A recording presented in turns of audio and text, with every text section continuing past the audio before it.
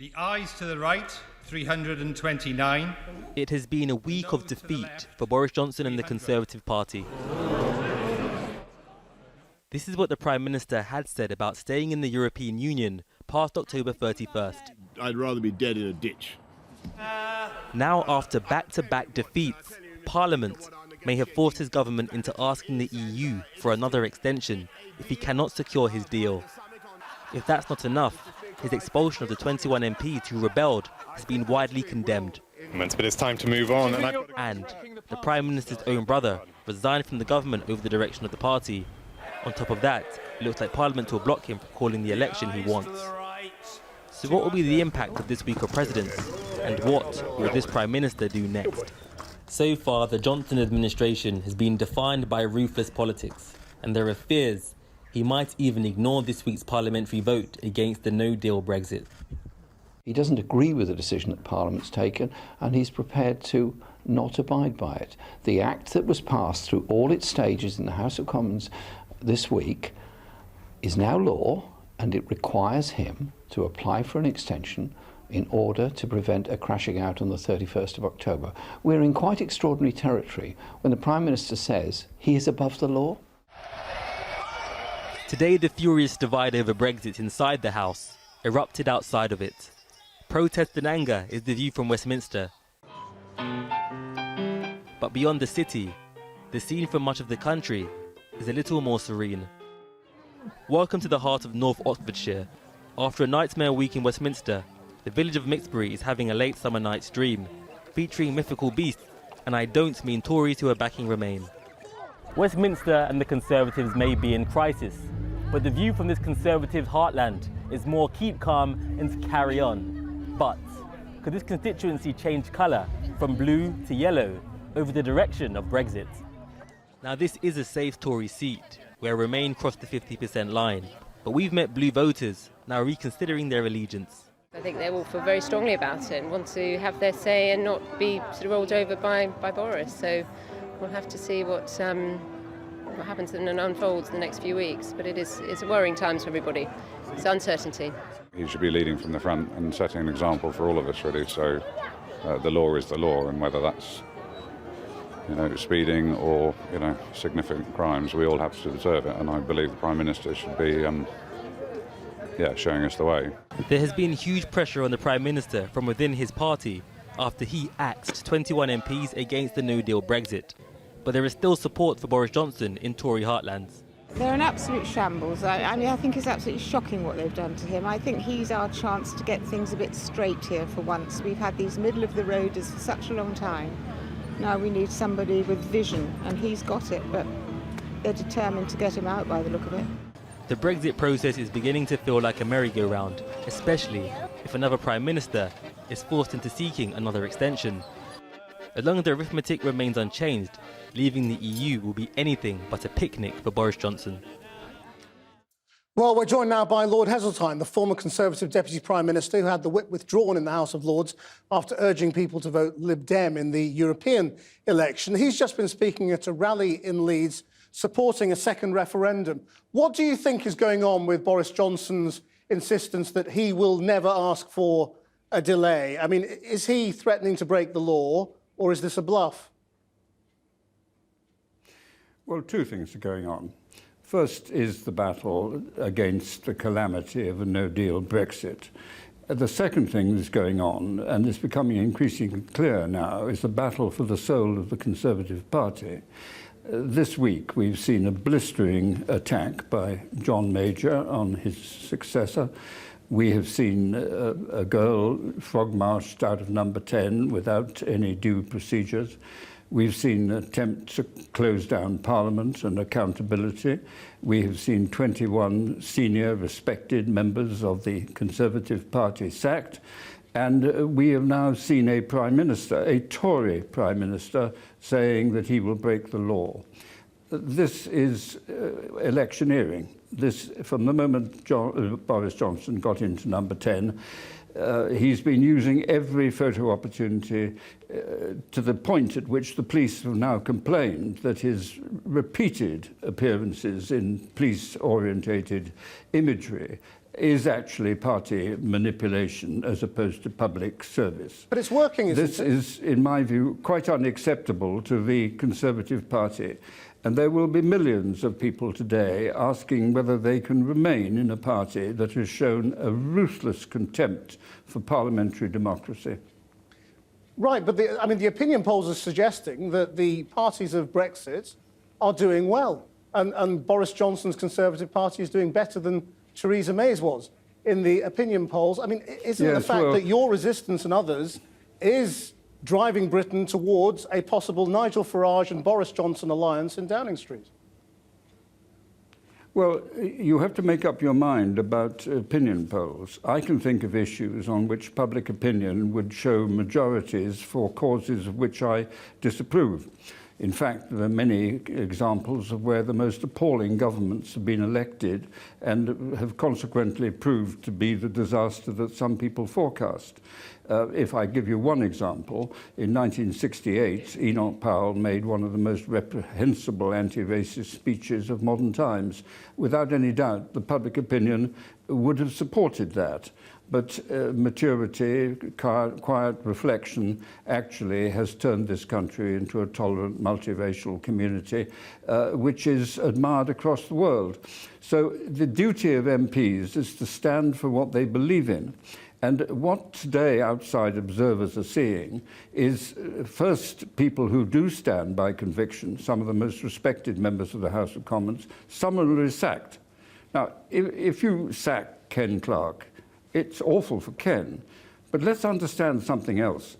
This is someone who's given his life to the Conservative Party, served the government in the most distinguished high offices of state.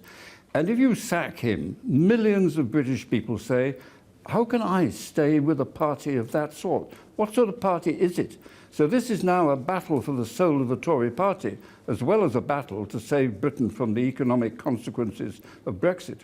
Right, but if Boris Johnson just refuses to follow the law and refuses to sign that letter, what happens? The law is the law.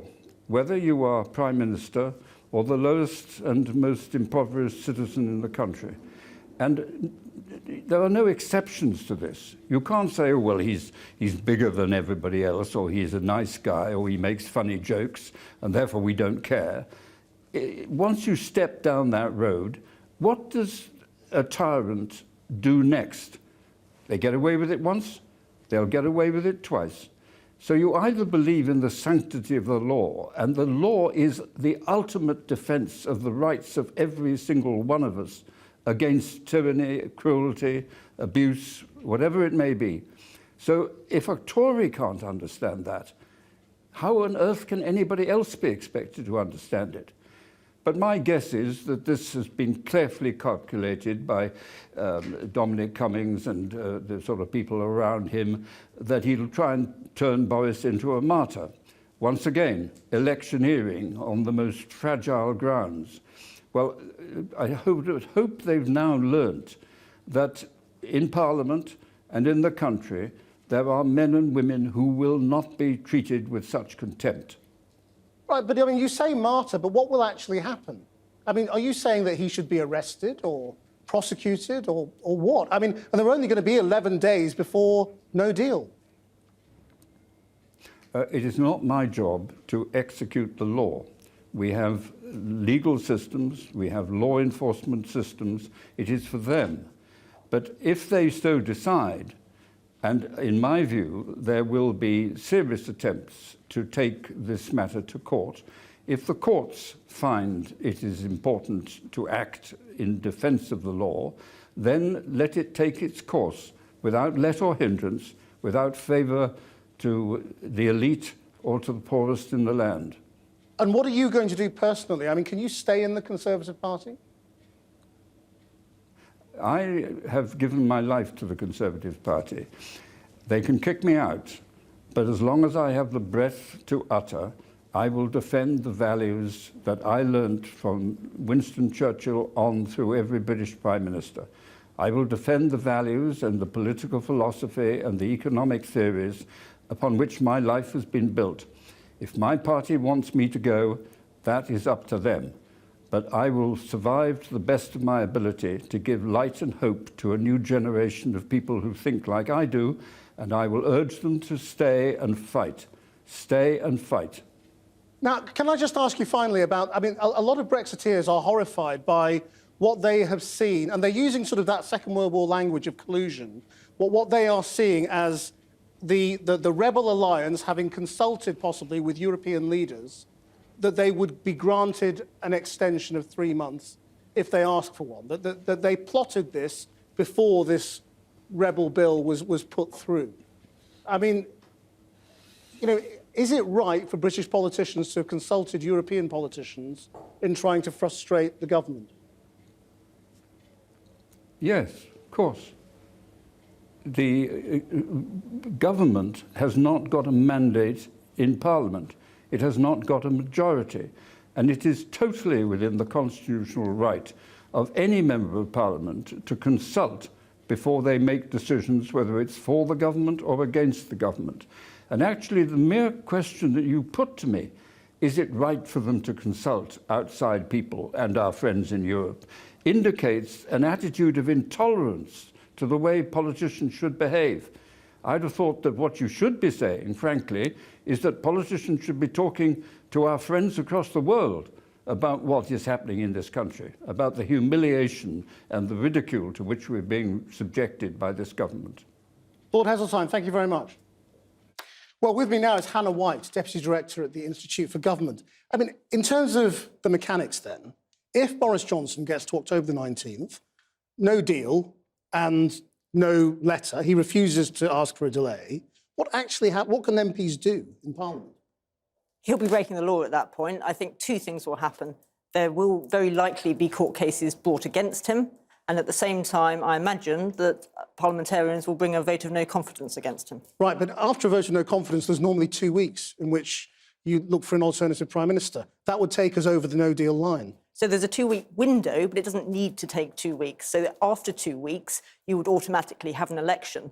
But the point of it is to allow an opportunity for somebody else to try to command the confidence of the House. And I think in a situation like this, where Boris Johnson was breaking the law, other people who didn't like that would get together and find somebody else who they did have confidence in, who could command the confidence of the House. Doesn't that still require Boris Johnson to go to the Queen and say, I can't be Prime Minister anymore, and you need to appoint whoever it is who's commanded the confidence of the House? What if he just doesn't?